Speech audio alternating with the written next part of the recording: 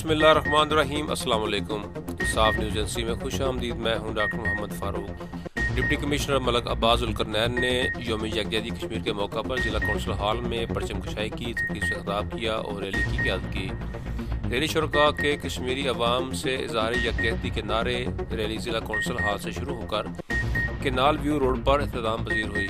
शुरका ने खातूम में कश्मीर के झंडे, यौम यकजहती कश्मीर के बैनर्स और नारों से मुज़य्यन कदम उठा रहे थे।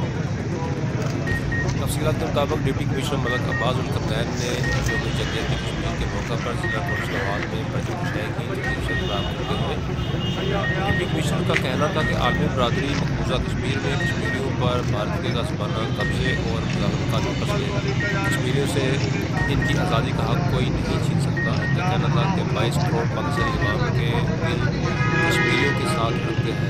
पाकिस्तान बिलखसूस बड़ी भाव के अवाम कश्मीरियों के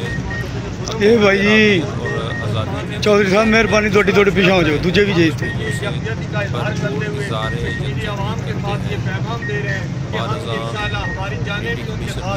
इतनी शर्म नहीं तो दूजे कैमरा चलाने लगे